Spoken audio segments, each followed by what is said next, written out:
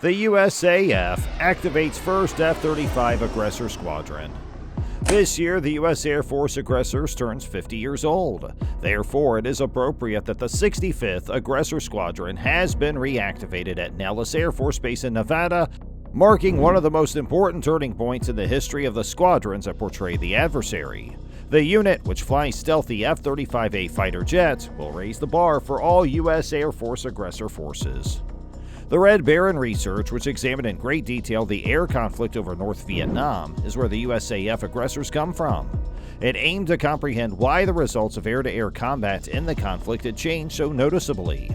USAF pilots defeated North Korean and Chinese foes with a kill ratio of 10-1 during the Korean War, but this ratio began to decline during the Vietnam War. The horrifying 2.5-to-1 kill ratio by 1968 was a catastrophe. Hey guys, and welcome to our channel Future Warplanes, where we tell you about military fighter jets, military drones, and military planes from the currently famous in the air to the most advanced around the world. And in addition, for the latest episodes, we'll also be covering all military defense news. So stay with us till the end of this video so you don't miss out on any of this information. And before we proceed, don't forget to subscribe to our channel and click on the bell icon so you don't miss out on any of our amazing videos in the future. So, what is an aggressor squadron? A squadron that is prepared to take the role of the opposing force in military war games is known as an aggressor squadron or adversary squadron in the U.S. Navy and U.S. Marine Corps. Instead of practicing against one's own troops, aggressive squadrons simulate air warfare using adversary tactics, techniques, and procedures.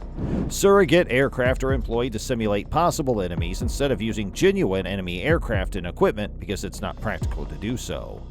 The Navy Fighter Weapons School, better known as Top Gun, used the A-4 Skyhawk to mimic the performance of the MiG-17 in 1968, which was the first official use of different aircraft for training.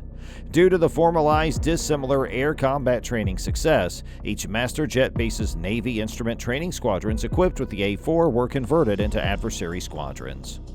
At Nellis Air Force Base, the USAF followed suit and established its first aggressor squadrons, which were outfitted with the T-38 Talon, which was easily accessible.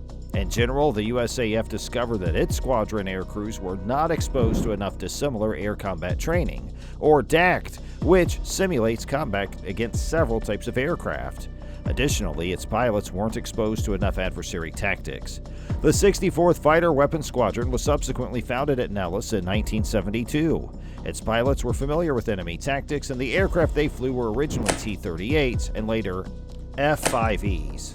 Being able to spar with these aggressors became a prize that was highly sought after, which paved the way for the massive red flag exercises that started in 1975 and were meant to offer pilots a taste of real battle, but in the safety of the skies above Nevada.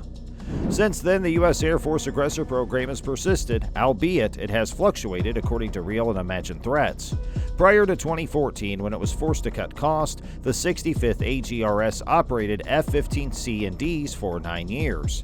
But on June 8th at Nellis, it was activated again after considerable anticipation, this time with the F-35 as a new mount. Lieutenant Colonel Brandon Napalm Nada has been appointed as the 65th AGRS's new commander. He stated in an exclusive interview with the War Zone, "I have over 2 years of experience flying the F-35. Nada, who has 4 years experience flying the F-16C and D with the 18th AGRS at Ellison Air Force Base in Alaska, was handpicked to lead the new F-35 aggressors. He is trained as an instructor and evaluator pilot on the aircraft." The majority of the time, aggressive squadrons fly the same kinds of aircraft as the main combat air forces, but they have some ingenious ways to use them that set them apart from ordinary fighter squadrons. In the end, everything relies on the aircraft and tactics we are intended to imitate, according to Nada. "I do demand expertise and proficiency in the use of my weapon systems from my pilots and controllers. The combat pilot, weapon systems officer, and/or controller lose a training opportunity for any hesitancy or a lack of proficiency." The F-35 provides an exceptional adversary air platform that enables us to customize the jet using mission planning software to replicate the desired Red Air aircraft. My squadron decides what these parameters should be with the assistance of the intelligence community. In order to replicate changing threats, the F-35 is already uniquely prepared to adapt. The ability to quickly reprogram the F-35s to deal with unique threats and situations is presumably the Aggressor F-35's ace up their sleeves. The early block Aggressor F-35s are expected to be outside of the future growth routes for Squadron F-35As, and it's possible that the Aggressors may use specialized software modifications to turn them into extremely potent customized threat replicators. While NADA states, "I'm not currently aware of future upgrade plans," they might get some of the fleet-wide modifications planned for the F-35. If we were to upgrade, I would anticipate that we would wait until all combat units had done so before we did so. When asked if the Adversary Tactics Group, which has its headquarters in Nellis, could develop an independent Aggressor software update package for the F-35, NADA responded, "I'm not aware of any intentions to do so. Although it could be done, the F-35 platform is already perfectly suited for an ad-air mission, thus I don't think there is an immediate need for this." Since the start of the program, F-35s have operated as Red Air, he continued. We can now carry this out in a more structured and professional manner thanks to the 65th AGRS. With the use of a standardized replication template, we'll be able to offer the combat air forces, joint and coalition, so that everyone's trained to the same standard. The status of our organization is early operational capability. We would then be able to announce initial operating capability as we keep expanding our facilities and personnel to the point where we can operate independently, rather than relying on the other units for levels of support, according to NADA.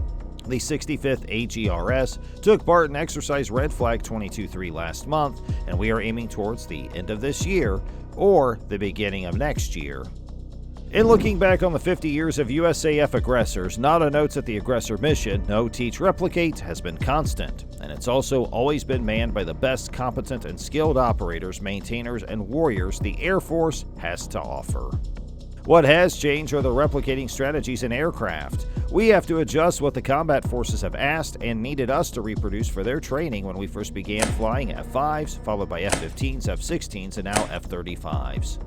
The 65th will focus especially on Chinese threat duplication, but it has a broad purpose according to NADA. The 65th will look to copy any advanced fighter regardless of country. No particular aircraft is in mind, but once again, the F-35 will enable reproduction of aircraft that the current AGRS aircraft force is not capable of replicating.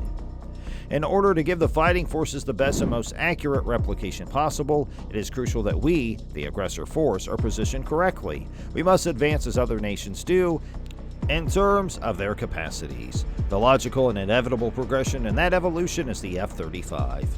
In June, 2 aggressor F-35s belonging to the 65th were shown. They had custom aggressor paint jobs that may have been intended to resemble the Chinese J-20 fighter. On social media, a few paint jobs for the next F-35s have been teased, but it's unclear if they'll ever really be painted on a real plane.